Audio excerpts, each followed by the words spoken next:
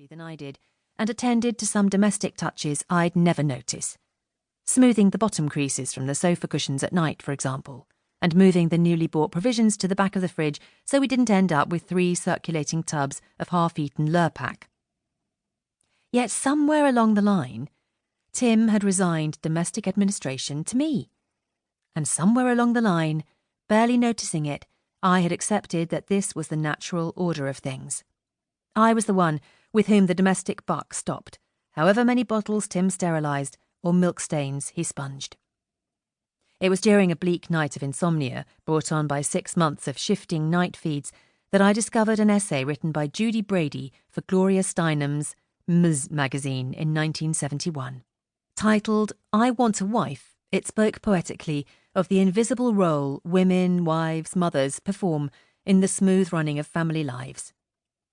Brady opens by explaining that a newly divorced male friend is on the hunt for a brand new wife, and it had occurred to her that she could do with a wife of her own. With a wife, she could return to her studies, become better qualified, get a new job, and become financially independent, while her wife committed all of her energies to making Brady's life as pleasant as possible. I want a wife who knows that sometimes I need a night out by myself. I want a wife who will take care of the details of my social life and the babysitting arrangements. I want a wife to keep track of the children's doctor and dentist appointments. I want a wife who takes care of the children when they are sick. My wife must arrange to lose time at work and not lose her job.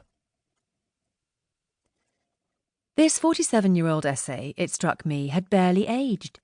In it, I heard the voices of the harried women I'd met through mothering classes, who'd found themselves sidelined in the workplace after maternity leave.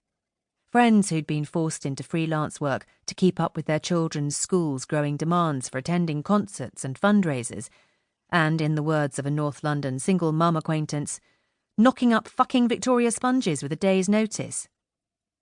Women who juggled these swelling domestic demands with all the finesse of a drunk unicyclist and had slowly, inexorably begun to despise their other halves. Brady's essay speaks to domestic labour, but also the smoothing and facilitating labour that women in heterosexual unions disproportionately undertake. To be Brady's wife is to be a sponge. Wives absorb every problem, obstacle and distraction, and ensure that a partner's path to success and self-fulfillment is set in a smooth, straight line. Around the same time, I read about the work of 1970s feminist activists Wages for Housework. In 1972, at the height of second-wave feminism, an international collective of feminists from Italy, England and the USA gathered in Padua to give voice to women's daily grind.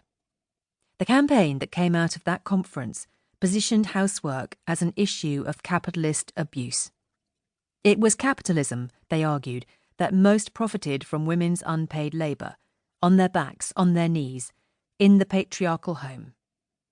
In the language of the Marxist left, from which Wages for Housework had sprung, these activists declared women double proletariats, abused by a capitalist patriarchal system that underpaid them in the workforce. In 1972, working women earned an average 58% of the male wage, at the same time as their labours at home were relegated to the status of non-work, ascribed to them on the basis of the shape of their genitals, and expected to be conducted out of love. Well, they said, let's put an end to cooking, smiling and fucking for capital. Women should organise and revolt. It was heady talk, and tens of thousands of women joined the cause in the US, UK and across Europe. Today, Wages for Housework is a curio remembered by few other than feminist historians.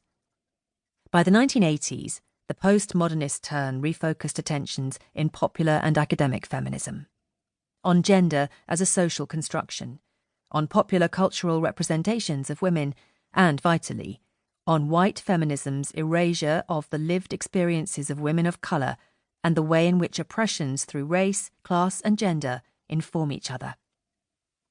The preoccupations of these 1970s socialist feminists became stuffy artifacts.